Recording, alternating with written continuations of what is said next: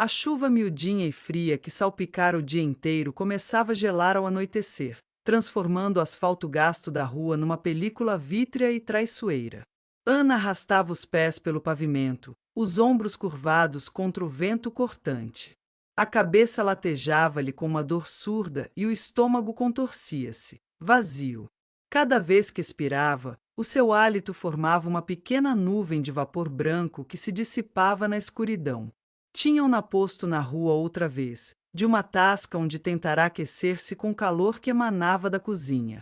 Agora, deambulava sem rumo, os olhos a perscrutar as portas fechadas e as vielas escuras em busca de um alpendre, um recanto qualquer que a protegesse da noite gelada e da memória persistente que a perseguia. Enfiou as mãos dormentes debaixo dos braços, um gesto inútil contra o frio que já lhe chegava aos ossos. Do outro lado da estrada, a luz de um candeeiro solitário tremeluzia, prometendo um círculo de visibilidade menos ameaçador. Decidiu atravessar. Deu um passo para fora do passeio, depois outro. Foi nesse instante que o mundo se desfez.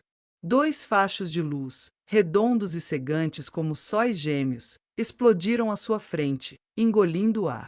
Um guincho agudo e prolongado de pneus a lutar por aderência no gelo rasgou o silêncio.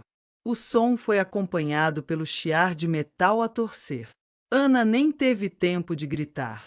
Sentiu um impacto seco e violento na anca, um empurrão brutal que lhe roubou o ar dos pulmões e a projetou para o lado. O seu corpo embateu com um baque surdo no relvado úmido e gelado da berma.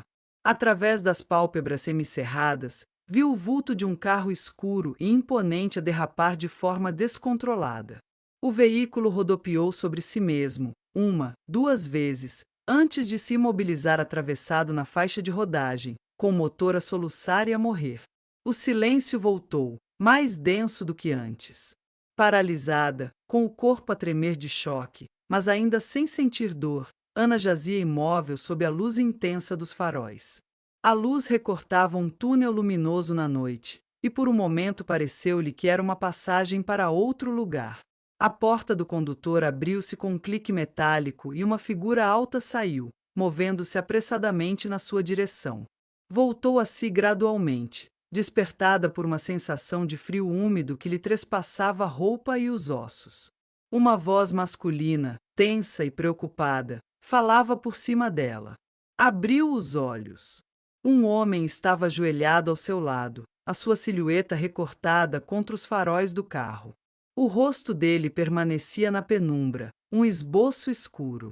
Consegue ouvir-me? É. Menina, a voz insistiu, mais alta. Ele pousou 2 dedos no pescoço dela. Por favor, diga alguma coisa. Está bem? Consegue mexer-se? Ana tentou responder, mas da sua garganta saiu apenas um gemido baixo. O mundo à sua volta parecia oscilar, desfocado. Está viva. Graças a Deus, murmurou o homem, mais para si mesmo. Tirou um telemóvel do bolso. O ecrã iluminou-lhe o rosto por um segundo. Tinha traços angulares e a mandíbula cerrada. Vou chamar uma ambulância. Não se mexa. Não! A palavra saiu num sussurro rouco, arranhado. Com um esforço que lhe pareceu colossal, levantou a mão e agarrou a manga da camisa dele. O tecido era fino e macio. Por favor, hospitais, não. Ele parou, o polegar a pairar sobre o ecrã do telemóvel. Baixou o olhar para a mão dela, depois para o seu rosto. Estou com muito frio, continuou ela, cada palavra a exigir-lhe toda a energia. Só preciso de um sítio quente. Algo para comer. Depois fico melhor. O homem ficou em silêncio por um longo momento, imóvel, como se estivesse a pesar as palavras dela numa balança invisível. O único som era o do vento a assobiar. Finalmente, guardou o telemóvel no bolso. Sim, disse ele, a voz agora firme, decidida. Talvez tenha razão. Um hospital agora só traria complicações. Inclinou-se e passou um braço por baixo das costas dela e outro sob os seus joelhos. Vamos. Pronta. Sem esperar por uma resposta, fez força para erguer. No momento em que o peso do corpo dela se moveu, uma dor aguda e lancinante explodiu na sua anca esquerda, irradiando pela perna abaixo. Um grito abafado escapou-lhe e os joelhos vergaram-se. O corpo dela desabou como um saco inerte. No entanto, ele antecipou a queda, amparando-a com firmeza antes que voltasse a bater no chão. Com um grunhido de esforço, ajustou a pega e ergueu-a ao colo. Enquanto ele caminhava a passos largos e seguros em direção ao carro, Ana, num estranho estado de semiconsciência, deixou a cabeça pender para trás. Fixou o olhar no seu rosto. Estava bem barbeado, a pele lisa. O aroma de um perfume caro e amadeirado misturava-se com o cheiro a chuva e terra molhada. Pelo colarinho aberto de uma camisa impecavelmente branca, via-se a pele do pescoço, onde os músculos e as veias se salientavam com o esforço de a carregar. Ele abriu a porta de trás do carro com uma mão, deitou-a com cuidado surpreendente no banco de couro macio e frio, e fechou a porta. O som do vento desapareceu, substituído por um silêncio abafado. É aqui perto, disse-ele secamente, sentando-se ao volante e rodando a chave na ignição. O motor ronronou, suave e potente. Vai poder recompor-se. A viagem foi curta, silenciosa. Ana observava as luzes dos candeeiros de rua deslizar pela janela, manchas de cor desfocadas. O carro de alta gama abrandou e parou em frente a uns portões altos de ferro forjado, com desenho intrincado. O condutor carregou num botão de um comando que estava na pala de sol. Com um zumbido elétrico suave, os portões começaram a deslizar para os lados, abrindo passagem. Enquanto esperavam, o homem ajustou o espelho retrovisor. Os seus olhos, escuros e perscrutadores, encontraram os dela. Ele susteve o olhar por um segundo e depois virou-se ligeiramente no banco para encarar. Chamo-me João, disse ele. A voz era neutra, factual. E você? Ela hesitou, a garganta seca. Engoliu em seco. Ana, respondeu num fio de voz. Ele continuou a observá-la, o seu rosto impassível. Então, Ana, como se sente? Adoramento. Estou fraca. E a perna dói muito, gaguejou ela, a voz a tremer ligeiramente. João acenou com a cabeça, uma única vez, e virou-se para a frente. O carro avançou suavemente pela alameda de acesso, ladeada por árvores escuras. Pela janela embaciada, Ana vislumbrou a silhueta de uma mansão imponente, com várias janelas iluminadas ao longe. Mas ele não se dirigiu para lá. Em vez disso, virou para um caminho secundário e parou em frente a uma casa mais pequena e cuidada, rodeada por um jardim impecável. Uma casa de hóspedes. João desligou o motor e o silêncio regressou. Saiu, deu a volta ao carro e abriu a porta dela. Sem dizer uma palavra, voltou a inclinar-se e a pegá-la ao colo com a mesma eficiência de antes. Levou-a para dentro da casa, acendendo as luzes com um toque no interruptor. A luz forte do candeeiro de pé fez Ana semicerrar os olhos. Ele deitou-a com cuidado num sofá de tecido claro. Foi então que ela viu. As suas calças de ganga sujas e úmidas estavam rasgadas na anca e manchadas com uma nódoa escura e pegajosa de sangue. João ajoelhou-se ao lado do sofá. Deixe-me ver. Com gestos precisos e impessoais, apalpou-lhe a perna por cima do tecido das calças, desde o joelho até a anca. Ana prendeu a respiração, o corpo tenso. Quando os dedos dele pressionaram um ponto específico perto da articulação, ela emitiu um silvo de dor. Ele retirou a mão imediatamente. Não parece haver fratura, afirmou com uma segurança que a surpreendeu. Deve ser uma contusão forte. Talvez uma luxação. Levantou-se e olhou para ela. Onde mora, Ana? Quando se sentir melhor, eu posso levá-la. A pergunta pairou no ar, simples, direta. Ele não sabia de nada. Para ele, Ela era apenas uma mulher que ele atropelara, um problema que ele estava a tentar resolver da forma mais discreta possível. Começou ela, a voz a falhar. Não tenho para onde ir. As palavras saíram embargadas, quase inaudíveis. O homem ficou imóvel. A sua expressão não se alterou, mas as sobrancelhas ergueram-se ligeiramente.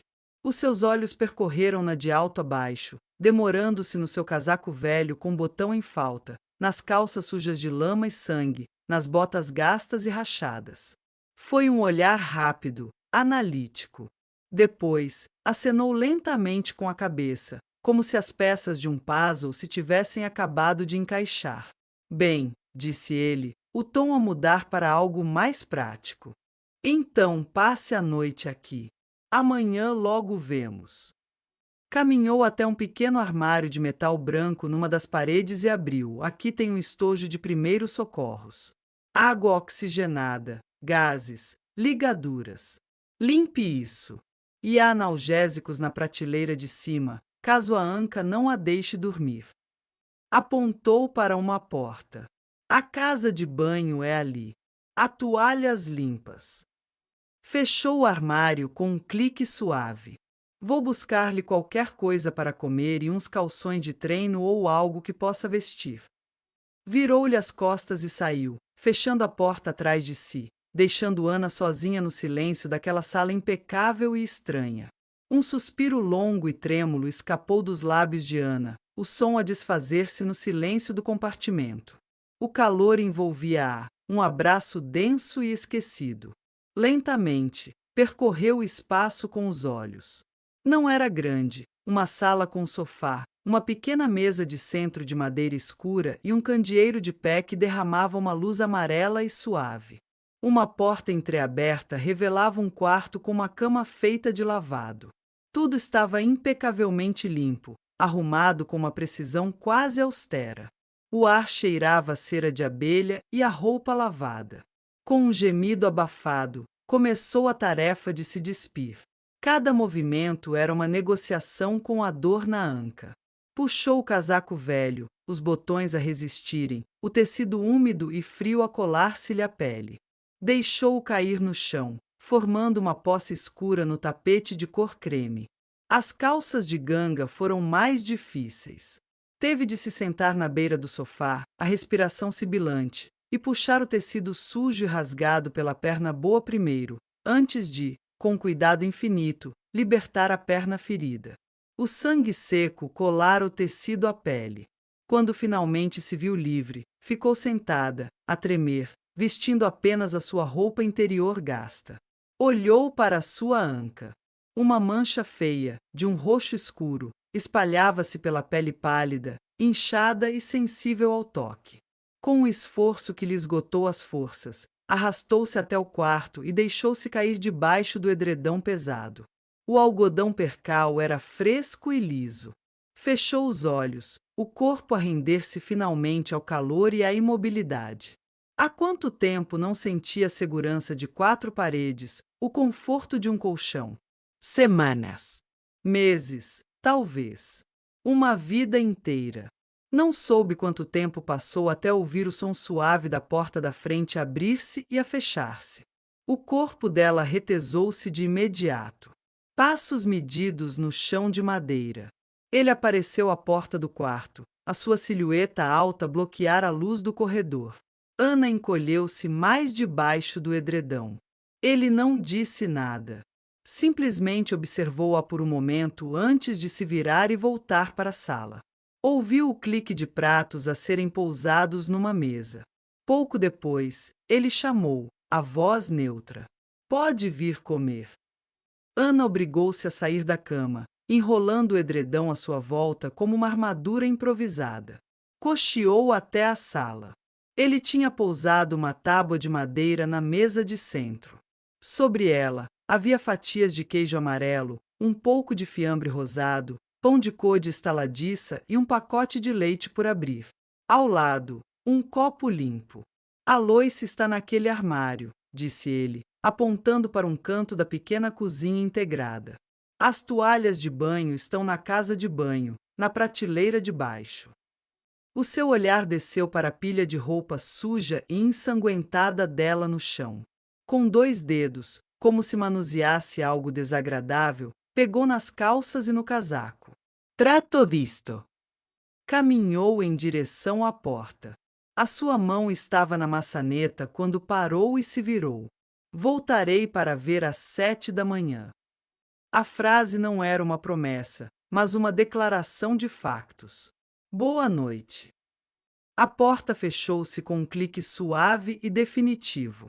Ana ficou imóvel, ao ouvir os passos dele afastarem-se, o som do motor de um carro a ser ligado e a desaparecer ao longe. O silêncio que se seguiu era absoluto. Foi só então que se moveu. Com passos vacilantes, atravessou a sala e chegou à porta. A sua mão tremeu ao alcançar o ferrolho de latão. Deslizou-o para o lugar. O som metálico e pesado do ferrolho a encaixar-se foi o som mais reconfortante que ouvirá em toda a sua vida. Apoiou a testa na madeira fria da porta, fechou os olhos e o seu controlo desfez-se. Um soluço rasgou-lhe a garganta. Depois outro. As lágrimas começaram a escorrer, quentes e silenciosas, pelo seu rosto sujo. Não era um choro de tristeza, mas de uma libertação tão profunda que lhe doía o peito. Arrastou-se até a casa de banho. Abriu a torneira do chuveiro e esperou, a tremer, que a água aquecesse. Quando o vapor começou a encher o pequeno espaço, entrou. O jato de água quente na sua pele gelada foi um choque que a fez ofegar. Viu a água suja escorrer pelo ralo, levando consigo a lama da rua, o sangue seco, o cheiro a desespero. Esfregou a pele com um sabonete que cheirava a lavanda até ficar vermelha. O choro voltou, desta vez alto, os soluços a ecoarem nas paredes de azulejo, um som animal de dor e alívio a ser expurgado. Quando finalmente saiu, enrolada numa toalha branca e felpuda, sentia-se vazia e limpa. Voltou para a sala, sentou-se no chão em frente à mesa de centro e comeu um pedaço de pão e uma fatia de queijo, mastigando devagar, saboreando cada migalha. Bebeu o leite diretamente do pacote. Depois, exausta, regressou à cama. O sono não demorou, foi um abismo escuro e sem sonhos que a engoliu por completo. Na manhã seguinte, um som agudo e insistente trespassou o véu pesado do sono. 3 batidas secas na porta. Ana sobressaltou-se, o coração a disparar no peito. Sentou-se na cama, desorientada, o edredão a escorregar-lhe pelos ombros. A luz cinzenta da manhã filtrava-se pela janela. A porta. As batidas. João. A lembrança da noite anterior caiu sobre ela como uma pedra. O ferrolho. A segurança do ferrolho. Uma onda de frio percorreu-lhe a espinha, nada a ver com a temperatura do quarto.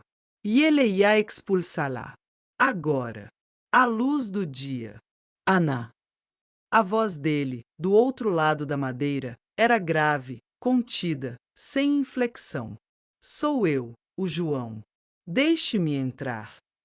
Não era um pedido. Era uma ordem. Com as mãos a tremer, Ana enrolou-se novamente no edredão grosso, o seu único refúgio. Levantou-se, a anca a protestar com uma dor surda e latejante. Apoiando-se na parede, cocheou até a porta. Hesitou por um segundo, a mão a pairar sobre o metal frio do ferrolho. Depois, com um movimento rápido, fê-lo deslizar para o lado. O clique soou alto no silêncio. Entreabriu a porta apenas o suficiente para espreitar. João estava parado no alpendre, perfeitamente imóvel.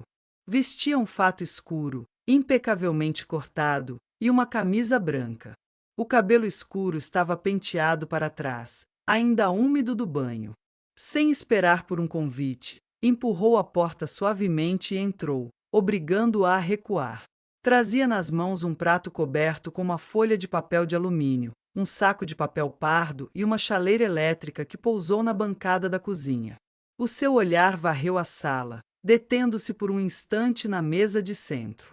A comida estava quase intocada, o pacote de leite aberto pela metade. As suas sobrancelhas franziram-se, uma alteração mínima na sua expressão controlada. Não tocou na comida, constatou. A voz era plana. Pousou o prato na mesa. Isto é o pequeno almoço. Levantou o olhar e fixou-a, os seus olhos escuros a avaliá-la da cabeça aos pés. Como está a perna? Melhor, mentiu Ana, a voz pouco mais que um sussurro. Sentiu necessidade de acrescentar, mas ainda dói quando me apoio nela. João acenou com a cabeça, como um médico ao ouvir um sintoma. No saco está a sua roupa. Indicou o saco de papel com um gesto do queixo. Lavada e seca. A sua voz tornou-se mais firme, o tom a mudar de inquisitivo para executivo.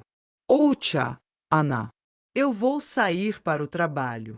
Os portões da propriedade vão ficar fechados eletronicamente. Ninguém poderá entrar ou sair. Fez uma pausa, o seu olhar a prendê-la. Não a posso manter aqui à força. Se quer ir embora, tem de decidir agora. Abro-lhe o portão e pode seguir o seu caminho. As palavras pairaram no ar, frias e práticas. Ir embora. Para onde? Para o frio cortante, para a fome, para a invisibilidade das ruas? O medo, uma coisa física e avassaladora, subiu-lhe pela garganta, apertando-a ali, naquele pequeno espaço. Apesar da presença austera e indecifrável daquele homem, estava quente. Estava segura. Tinha uma cama. Fora daquela propriedade, não tinha nada. Absolutamente nada. O pensamento era tão simples e tão terrível que lhe roubou o fôlego. Sem conseguir pronunciar uma única palavra, abanou a cabeça vigorosamente, os olhos arregalados. Não. Um brilho de algo que poderia ser confirmação passou pelos olhos dele. Imaginei que sim, disse João, o tom novamente neutro, como se apenas confirmasse uma hipótese. Nesse caso, fique. À noite, quando eu voltar do trabalho, conversamos sobre o que fazer consigo. Virou-se sem mais uma palavra, o seu corpo a mover-se com uma eficiência econômica. Abriu a porta e saiu, fechando-a atrás de si. Ana ficou de pé no meio da sala, a tremer dentro do edredão, a ouvir o som dos seus sapatos na gravilha, o ligar de um motor potente e, finalmente, o zumbido distante e o pesado clangor dos portões de ferro a fecharem-se. Estava presa. Estava salva. Pela janela, Ana observou o carro de luxo afastar-se pela alameda de acesso até desaparecer. A paz que se instalou depois era quase palpável. O cansaço profundo e a tensão acumulada durante semanas começaram, finalmente, a abandonar-lhe os músculos. Comeu o pequeno almoço que ele lhe deixará, ovos mexidos e tostas, ainda quentes, e vestiu a sua roupa agora limpa. O tecido do ganga estava macio e cheirava a amaciador. A nódoa de sangue desaparecera por completo. A curiosidade, um sentimento que pensava ter perdido, agitou-se dentro dela. Abriu a porta e saiu para o ar frio da manhã. As árvores do jardim estavam despidas, os seus ramos nos desenhados contra o céu branco. Uma fina camada da primeira neve da estação polvilhava a relva e a terra escura. No verão, com as folhas verdes e as flores, aquele lugar devia ser magnífico. O seu olhar foi atraído pela casa grande, a mansão que se erguia a uma curta distância. As suas linhas eram sóbrias e elegantes, as janelas altas e escuras como olhos a observar. Impelida por um impulso súbito, começou a caminhar lentamente na sua direção, o pé a arrastar-se ligeiramente. Deu a volta à estrutura imponente até chegar a um grande terraço nas traseiras, com portas de vidro do chão ao teto que davam para a sala de estar. Pressionou o rosto contra o vidro frio e espreitou. O interior era tão luxuoso quanto ela imaginara, mas de uma forma contida, quase minimalista. Um sofá enorme de cor neutra, uma lareira de pedra, tapetes espessos e alguns quadros abstratos nas paredes. Não havia fotografias. Não havia desordem. Em algumas das divisões mais ao fundo, visíveis através de portas abertas, os móveis estavam cobertos com lençóis brancos, como fantasmas à espera, o que dava à casa um ar de luxo e hibernação. Tudo parecia intocado, sem vida. Para que precisaria um homem sozinho de uma casa tão vasta e vazia? Um sentimento de estranha melancolia apoderou-se dela enquanto regressava ao conforto e à escala humana da casa de hóspedes. Passou o resto do dia na cama, com o edredão puxado até o queixo. Encontrou um livro de bolso com a capa gasta numa pequena estante, um romance policial, e leu sem grande atenção, as palavras a servirem mais como um ruído de fundo para o silêncio. O sono veio em vagas, interrompendo a leitura. Eram o silêncio e o sono, percebeu Ana, os seus melhores curativos. Com cada hora que passava naquele refúgio improvável, sentia uma minúscula semente de esperança, seca e esquecida, a começar a germinar dentro do seu peito. O som não foi de uma batida, mas de uma chave a rodar na fechadura, um clique metálico e preciso que fez Ana encolher-se na cama. A porta abriu-se. João entrou, a sua presença a preencher de imediato o pequeno espaço. Trazia um tabuleiro numa mão e um pequeno saco de farmácia na outra. O cheiro a caldo de galinha quente e a pão fresco chegou até ela, um aroma caseiro e reconfortante que contrastava com a sua aparência formal e o seu fato escuro. Ele pousou o tabuleiro na mesa de centro. Havia uma tigela de sopa fumegante, 2 fatias de pão de cor de escura, uma maçã vermelha e um copo de água. Depois, virou-se para ela, o saco de farmácia a fazer um ruído suave nas suas mãos. Aparna, deixe-me ver. Não era um pedido. Ana hesitou, puxando o edredão com mais força contra o peito. Ele esperou, imóvel. O seu olhar era paciente, mas irredutível. Lentamente, ela afastou o edredão, expondo a perna magoada. Ele ajoelhou-se no tapete. Com a mesma eficiência econômica de movimentos que ela já começara a reconhecer. Pousou o saco no chão e tirou um rolo de ligaduras brancas, uma tesoura de pontas redondas e um tubo de pomada. Com gestos que não admitiam objeções, ele removeu a ligadura improvisada que ela fizera na noite anterior. O seu toque era firme e impessoal, os dedos a examinarem a área inchada e arroxeada à volta da anca sem qualquer hesitação. Ana prendeu a respiração, o corpo tenso perante a proximidade. Ele pressionou suavemente em vários pontos à volta da contusão. Dói aqui? Perguntou, a voz grave e neutra. Ela abanou a cabeça. Ele moveu os dedos um pouco mais para o lado. E aqui? Um pouco, sussurrou ela. Ele acenou com a cabeça, um diagnóstico silencioso. Abriu o tubo de pomada, o cheiro a mentol e cânfora encheu o ar, e aplicou uma camada generosa sobre a pele dela. O frio do creme fê-la estremecer. Depois, com uma perícia surpreendente, começou a refazer o curativo, envolvendo a sua anca com a ligadura nova, a tensão perfeita para dar apoio sem cortar a circulação. Quando terminou, cortou a ponta com a tesoura e prendeu-a.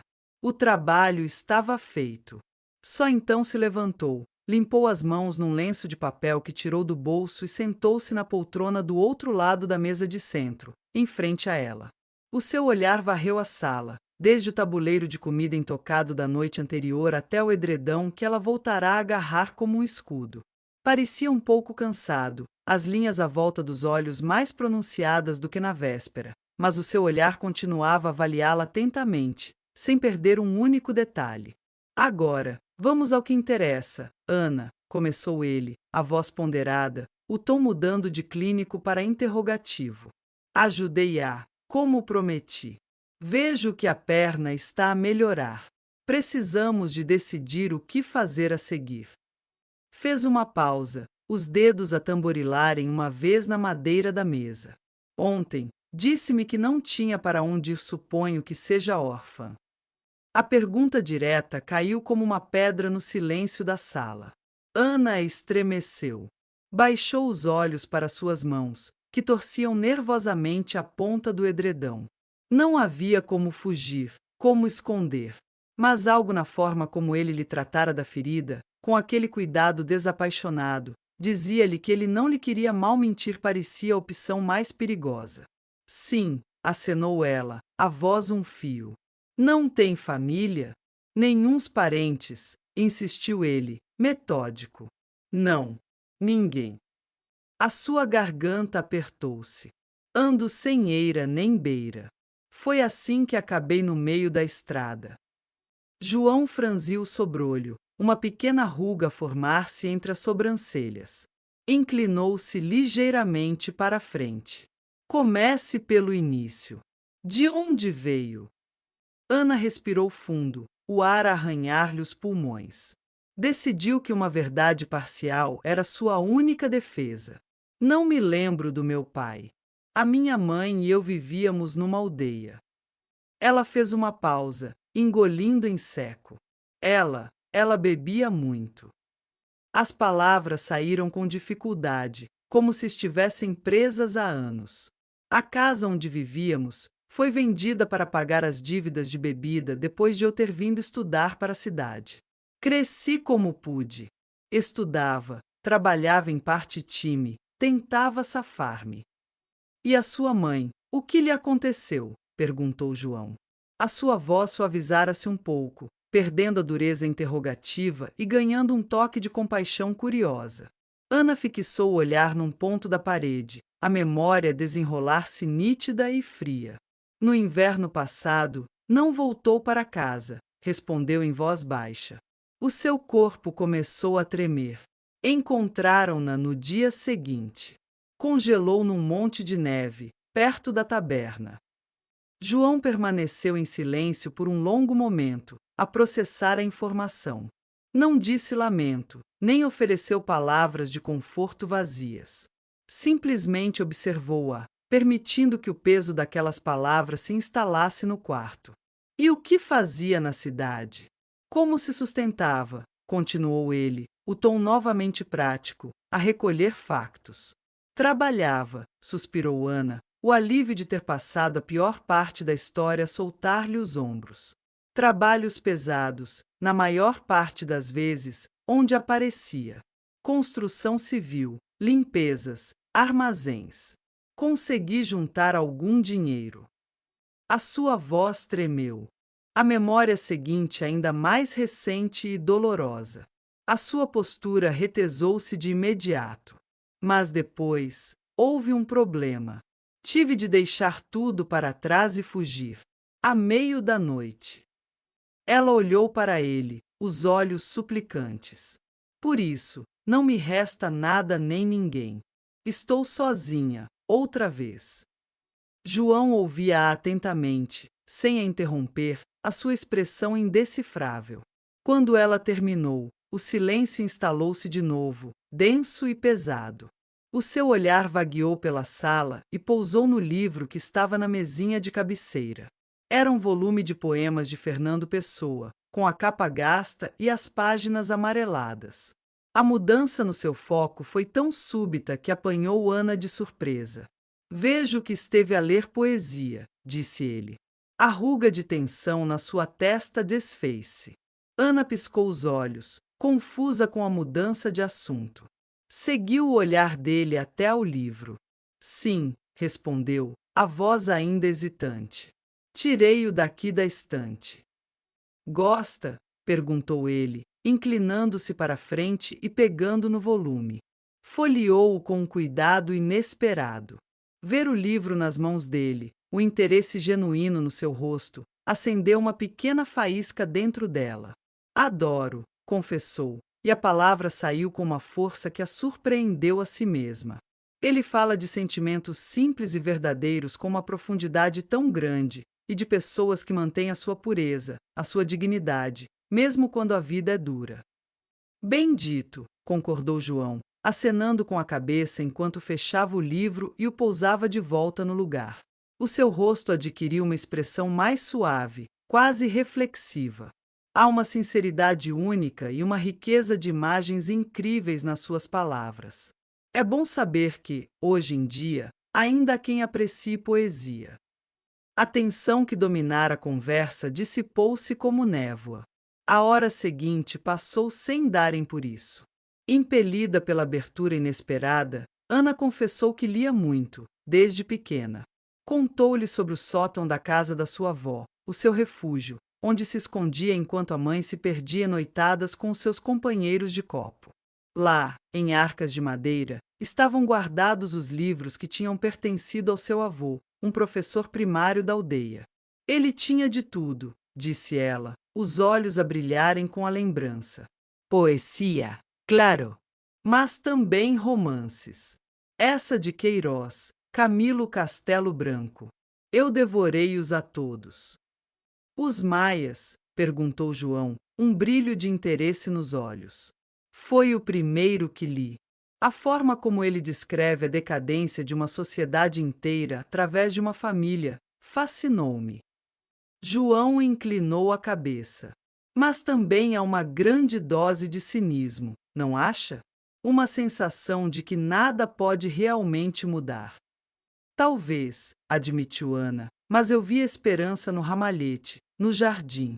Mesmo quando tudo à volta rui, há sempre algo que resiste, que continua a crescer. Conversaram animadamente. Pela primeira vez em meses, talvez anos, Ana não se sentiu uma coitada, uma sem-abrigo, uma vítima. Sentiu-se uma pessoa cuja opinião interessava a alguém. Viu as defesas de João abaixarem. A sua postura relaxou, a sua voz perdeu a formalidade. Por 2 vezes, um sorriso breve, mas genuíno, tocou-lhe os lábios. Quando ele se levantou para sair, o ambiente no quarto era completamente diferente. O olhar de João era mais brando, desprovido da anterior dureza analítica.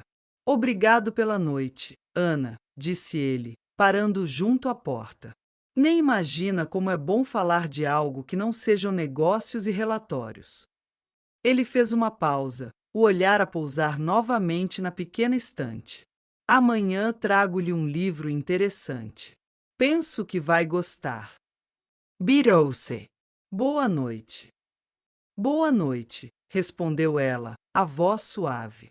Ele saiu, fechando a porta atrás de si. Ana ouviu a chave a rodar na fechadura do lado de fora. Desta vez, o som não a fez encolher-se. Esperou, ao ouvir os passos dele afastarem-se na gravilha. O silêncio regressou. Com um movimento lento, ela levantou-se, cocheando, foi até a porta.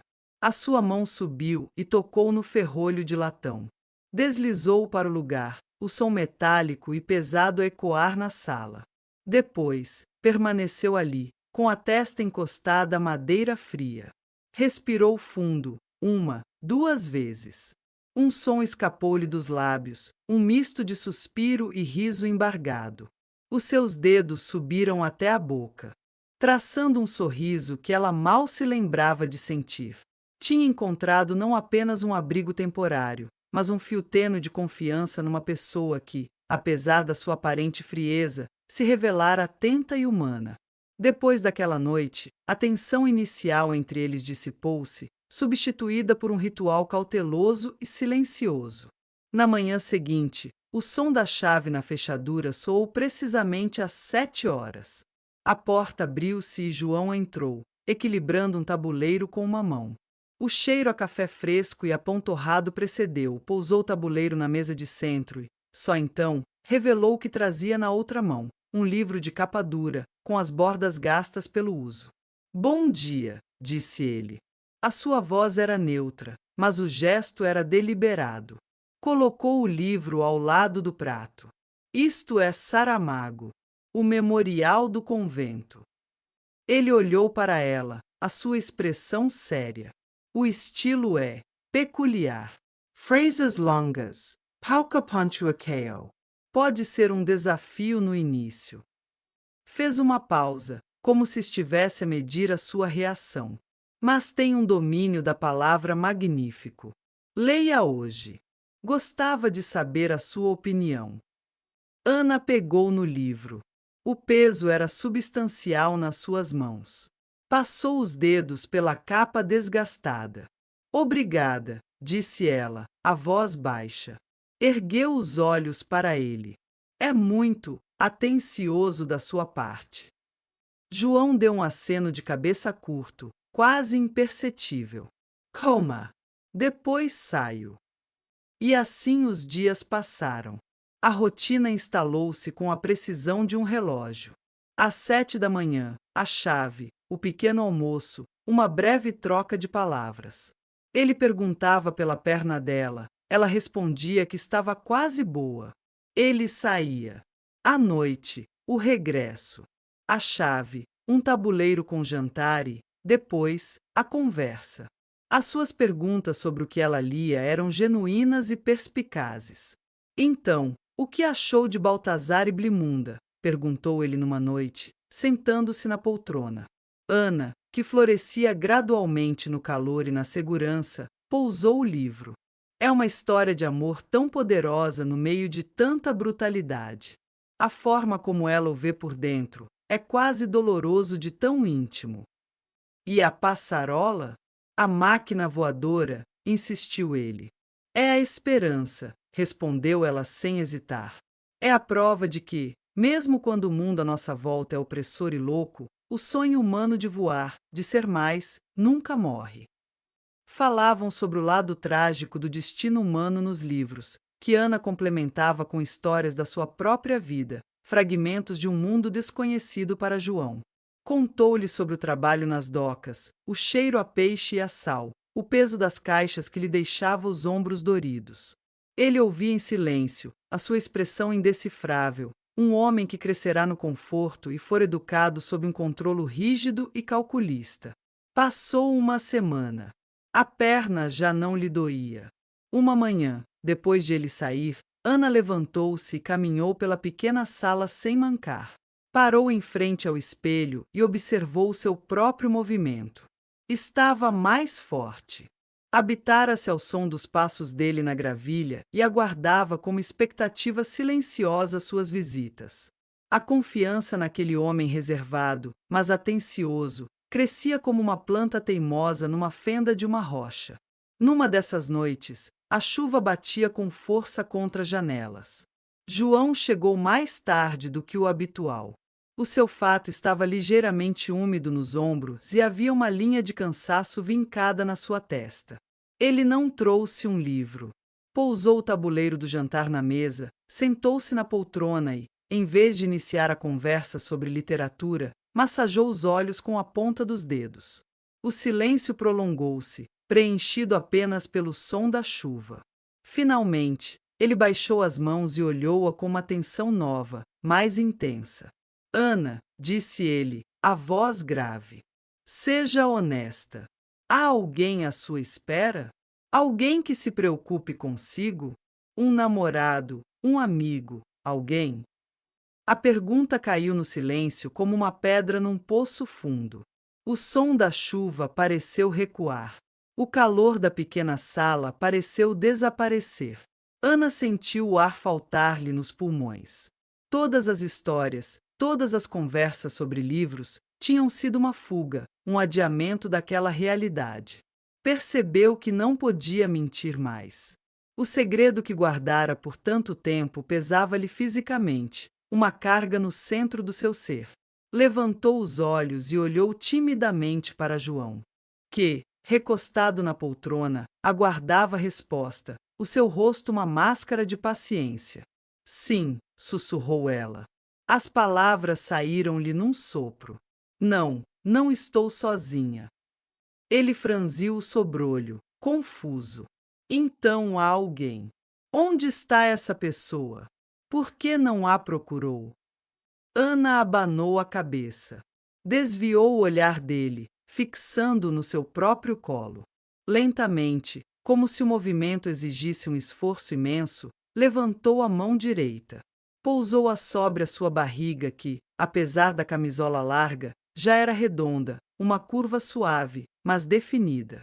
Acariciou o tecido com a ponta dos dedos, um gesto protetor e instintivo. Estou à espera de um bebê, disse ela. A sua voz tremeu, mas não se quebrou. Ergueu novamente o olhar para ele. Desculpe não ter contado antes. Tive medo. O silêncio na sala tornou-se denso, pesado, quase sólido. João ficou absolutamente imóvel. Os seus olhos, largos e fixos, moveram-se do rosto dela para a mão pousada na barriga e de volta para o rosto dela. A confusão na sua expressão deu lugar a uma clareza súbita, quase dolorosa. Foi como se uma peça que faltava num quebra-cabeças tivesse sido encaixada à força, revelando uma imagem que ele não esperava ver. A sua postura retesou-se. Ana encolheu-se, à espera da explosão, da condenação, da ordem fria para fazer as malas e sair para a chuva. Em vez disso, o dono da casa inclinou-se bruscamente para a frente, as mãos a agarrarem os braços da poltrona. De quanto tempo? Perguntou ele. A voz saiu-lhe baixa e entrecortada, irreconhecível. 5 meses, respondeu Ana, a sua própria voz surpreendentemente firme. João levantou-se de um salto. O movimento foi tão abrupto que a poltrona balançou para trás. A sua energia reprimida encheu a pequena sala. Andou de um lado para o outro, passando uma mão pelo cabelo escuro, desfazendo o penteado impecável. Peru. Virou-se para ela. Meu Deus, Ana, por que não disse nada? A pergunta explodiu dele, carregada de uma emoção crua que ela nunca lhe vira. Ana assustou-se com a sua reação. Recuou instintivamente na cama, puxando o edredão para junto de si. Ao ver o medo nos olhos dela, João parou. A sua agitação abrandou. Respirou fundo, 1, 2 vezes, visivelmente a lutar pelo controlo. Aproximou-se mais devagar. Eu, começou ele, atrapalhado. Não me interprete mal. Não estou zangado. Estou chocado. Ele procurou as palavras. Eu não sei quem é o pai, e isso não me interessa. Mas você e o seu bebê estão seguros. Não a vou abandonar, Ana. Ouviu? O seu tom tornou-se ferozmente protetor. Terá o seu filho em segurança. Terá vigilância médica. Não se preocupe com nada. A sua decisão inesperada, a sua promessa, caiu sobre ela como uma tábua de salvação no meio de um oceano gelado. Você não me vai expulsar, gaguejou ela, as palavras a tropeçarem umas nas outras. João abanou a cabeça. Moveu-se e, para a surpresa dela, sentou-se ao seu lado na beira da cama. A proximidade era inédita, quebrando a distância que sempre mantiveram. Ana viu-o pela primeira vez sem a sua máscara de contenção. Havia preocupação genuína nos seus olhos escuros. Não a vou expulsar para lado nenhum, respondeu ele, a voz agora mais suave. Um bebê, o que pode ser mais importante? Ele fez uma pausa, o seu olhar a vaguear pela sala, como se a visse pela primeira vez.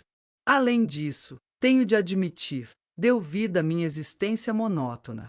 Tornou-a mais rica e colorida. Ele olhou para a mão dela, ainda pousada na barriga. Não se preocupe com nada. Este é o seu refúgio, e eu trato de tudo.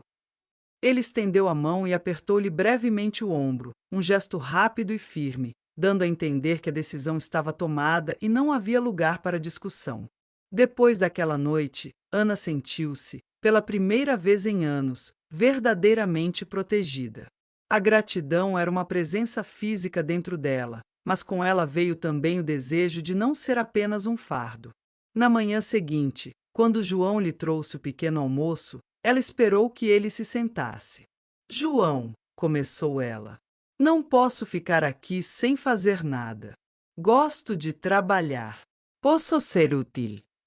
Ele olhou para ela, o seu olhar a avaliar. O que sugere? A sua casa, a casa grande, está quase toda coberta. Posso limpar? Por alguma ordem. Cocinar, se quiser. Ele considerou a proposta por um momento. Depois, tirou um porta-chaves do bolso, selecionou uma única chave de latão e estendeu-lhe. Esta é a chave da porta das traseiras. A casa é sua durante o dia. Para Ana, aquela chave tornou-se um sinal de confiança inestimável. Naquele dia, pela primeira vez, entrou na mansão. O interior era silencioso e cheirava a pó e a madeira encerada. Começou metodicamente, divisão por divisão, a retirar os lençóis brancos dos móveis, a limpar o pó, a abrir as janelas para deixar entrar o ar fresco. O trabalho físico era um bálsamo. As semanas passaram. Uma noite, João anunciou que os seus amigos, parceiros de negócios, viriam visitá-lo no fim de semana. Preciso da tua ajuda, Ana, pediu ele, encontrando-a na cozinha da casa grande, onde ela preparava uma sopa. Não quero encomendar comida de fora, nem contratar um empregado impessoal para andar a pairar atrás de nós a noite toda. Ajuda-me a organizar o encontro. E se quiseres, sê a anfitriã. Vai animar a nossa noite de homens. Ela concordou.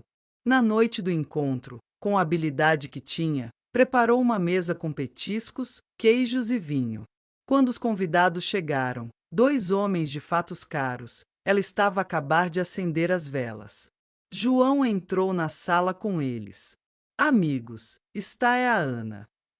O seu tom era casual, mas havia um brilho de desafio nos seus olhos. Apresentou-a não como uma empregada, mas simplesmente como Ana. Um dos homens, mais velho e de cabelo grisalho, sorriu calorosamente. Finalmente um toque feminino neste covil de solteiro, João. Já não era sem tempo. João pousou uma mão brevemente no ombro de Ana. É apenas graças à querida Ana que reina aqui esta limpeza e este calor, respondeu ele. Enquanto os homens se instalavam na sala de estar, discutindo mercados e investimentos, Ana sentou-se discretamente no sofá mais afastado, a folhear um livro. Sentia os olhares ocasionais sobre si.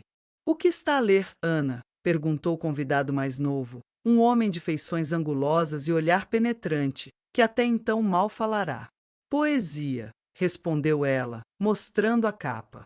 Inesperadamente, a voz de João cortou a conversa de negócios.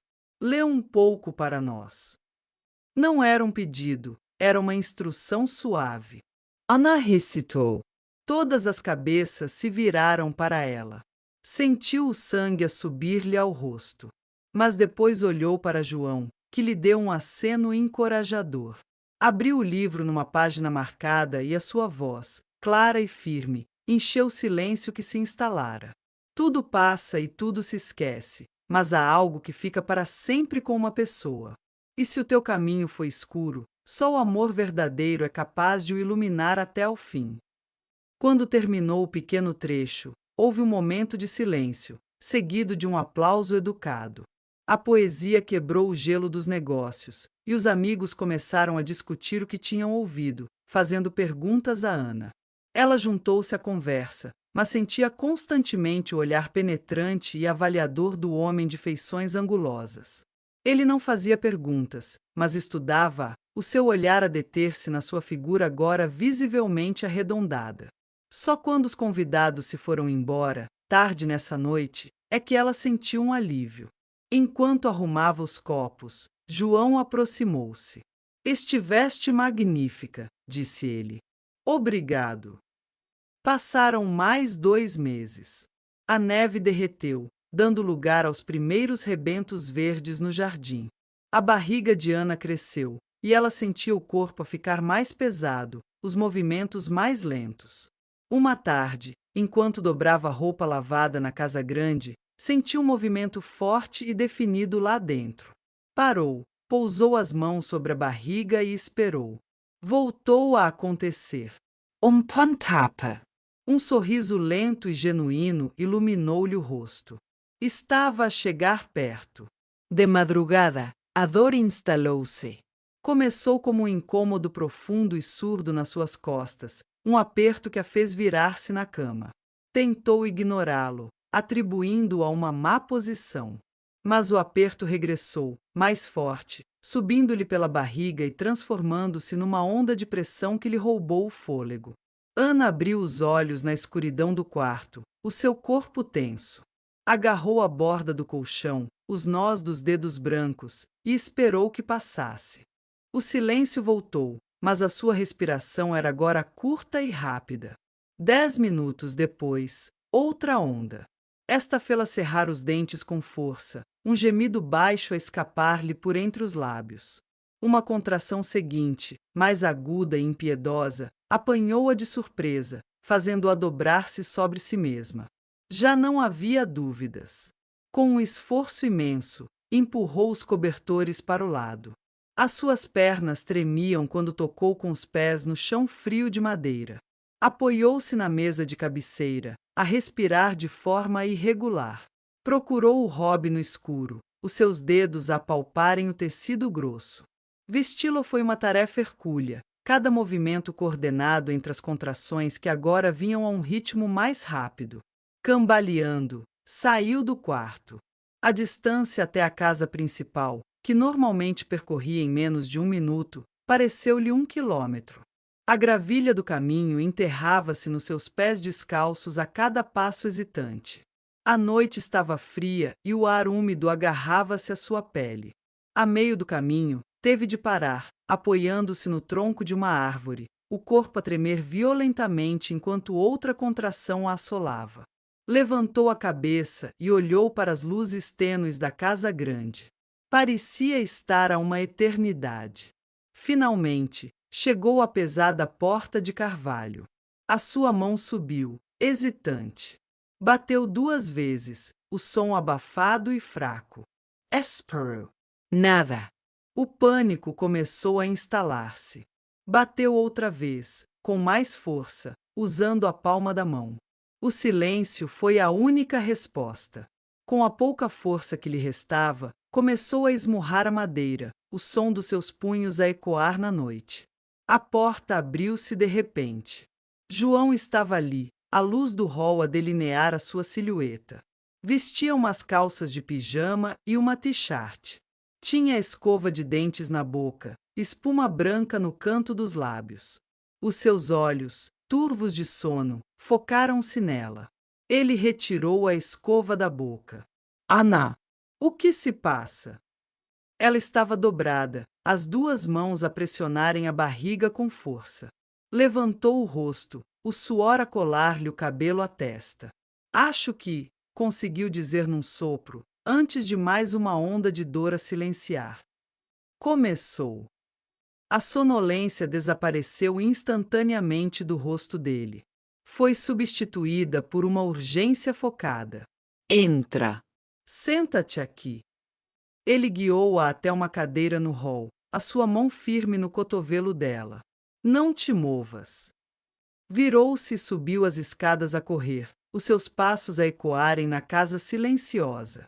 Ana ouviu portas a abrirem-se e a fecharem-se lá em cima.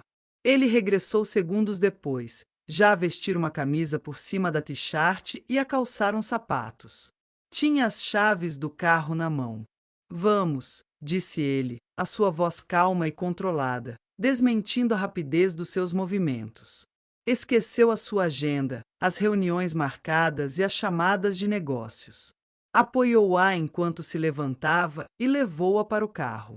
A viagem até a clínica foi feita num silêncio tenso, quebrado apenas pela respiração ofegante de Ana e pelas instruções curtas de João ao telefone com a recepção da maternidade.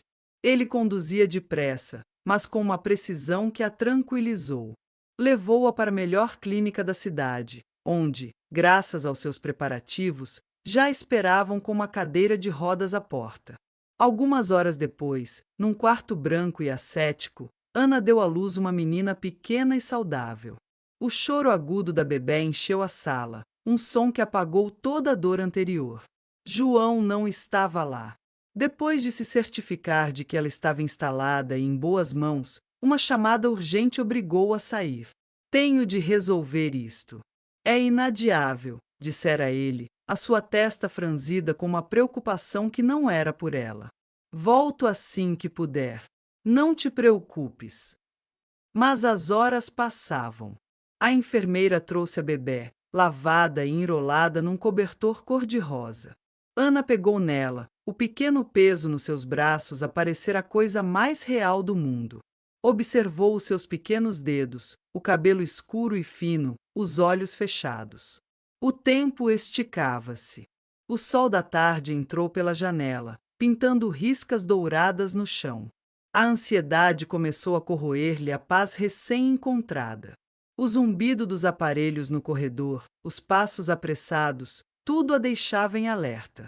Por que é que ele não voltava? A sua confiança, construída ao longo de meses, vacilou sob o peso do velho medo de ser um incômodo, de ser descartada quando já não era necessária. A porta do quarto abriu-se quando Ana já quase perderá a esperança, os seus olhos a arderem com lágrimas que se recusava a derramar. Entrou João. Tinha uma bata branca descartável por cima do seu fato impecável, o que lhe dava um ar estranho e deslocado. Não vinha de mãos vazias. Numa mão trazia um saco de papel, da outra pendia um pequeno cesto. O cheiro a café e a algo doce encheu o ar. Não pude vir mais cedo. Desculpa, explicou ele, a voz baixa. Pousou as coisas na mesa ao lado da cama. Uma garrafa de água, pacotes de bolachas, uma tablete de chocolate, do cesto, tirou 3 peras maduras e aromáticas. Aproximou-se da cama, o seu olhar a passar do rosto cansado dela para o pequeno embrulho nos seus braços. Tive uma complicação no porto. Um contentor que não podia esperar. A sua expressão suavizou-se. Então, mostra-me lá o bebê. Ana ajeitou a bebê nos braços para que ele a pudesse ver melhor. João inclinou-se, não com a curiosidade de um estranho, mas com uma reverência inesperada. Estendeu um dedo e tocou com uma delicadeza infinita na bochecha da recém-nascida. Olá, sussurrou ele. És tão pequena. Ele olhou para Ana, um brilho nos olhos que ela nunca lhe vira. Ela é perfeita. Ana observava-o, a forma como ele contornava o rosto minúsculo da bebé com o dedo, como falava com ela em voz baixa, e via um homem que despia camada a camada sua armadura de controlo. O seu alívio foi tão profundo que sentiu os músculos dos ombros relaxarem pela primeira vez em horas. No dia seguinte, quando João a veio visitar, o ambiente era mais leve. Ele sentou-se na cadeira ao lado da cama, e ficaram em silêncio durante algum tempo, a observar a bebé dormir no berço de acrílico. João, disse Ana em voz baixa, sem desviar o olhar do berço. Ele virou a cabeça para ela. Como se chamava sua mãe? A pergunta apanhou-o de surpresa. Ele hesitou por um momento, os seus olhos a perderem-se numa memória distante. Catarina, respondeu ele, a voz um pouco rouca. Chamava-se Catarina. Um sorriso lento iluminou o rosto de Ana. Olhou para ele, os seus olhos brilhantes. Agora já sei como vou chamar a minha filha, disse ela, radiante. Catarina. João olhou do rosto dela para o berço e de volta para ela. Um turbilhão de emoções atravessou a sua expressão habitualmente contida. Levantou-se, inclinou-se e abraçou-a com cuidado, um braço à volta dos seus ombros, a sua mão a pousar no seu cabelo. Nesse preciso momento, a porta do quarto abriu-se sem que ninguém batesse. Na soleira, de bata branca sobre uma camisa escura, estava um homem. A sua postura era arrogante, um sorriso de escárnio a torcer-lhe os lábios. Ana levantou a cabeça do ombro de João e o seu rosto perdeu toda a cor. O ar ficou preso nos seus pulmões. Um som de puro terror e incredulidade escapou-lhe da garganta, um grito sufocado. Rui. João endireitou-se e virou-se, a sua expressão confusa transformar-se em alerta ao ver a reação dela. O homem na porta ignorou-o completamente, os seus olhos predadores fixos em Ana. Encontraste um abrigo, não foi, Ana? Rosnou o recém-chegado, dando um passo para dentro do quarto. O cheiro a tabaco e a água de colônia barata invadiu o espaço. Pensavas que podias simplesmente fugir e roubar o meu filho? Agora não tens para onde ir. Ana ficou sem ar, a tremer de forma incontrolável. Recuou na cama, o seu corpo a mover-se instintivamente para proteger o berço. O passado odioso, a violência que ela tentará esquecer, tinha-a apanhado. Rui, vai-te embora, disse ela com a voz rouca, quase inaudível. Rui aproximou-se mais, o seu sorriso a alargar-se ao ver o pavor dela. Ignorou João, que permanecia imóvel, a avaliar a situação com uma quietude perigosa. O filho é meu. Exijo os meus direitos de paternidade, e é melhor que mo entregues a bem. A figura de João moveu-se. Com um passo lateral, interpôs-se como uma muralha entre Rui e a cama. Ana não conseguia ver-lhe o rosto, mas via a tensão nos seus ombros, a forma como seus punhos se cerraram ao lado do corpo. A raiva fria e controlada que emanava dele era quase palpável. Uma criança não é uma propriedade de que se possa dispor. Disse João. A sua voz era calma, firme e cortante. Não é bem-vindo aqui. Saia deste quarto. Agora. Rui riu-se, um som desagradável. E quem és tu? O novo protetor dela. Tentou contornar João, mas este moveu o corpo, bloqueando-lhe o caminho sem sequer o tocar. A frustração apareceu no rosto de Rui. Com um gesto brusco, enfiou a mão no bolso interior do casaco e tirou uns papéis dobrados. Atirou-os com força para cima da cama, onde caíram perigosamente perto da cabeça da bebé.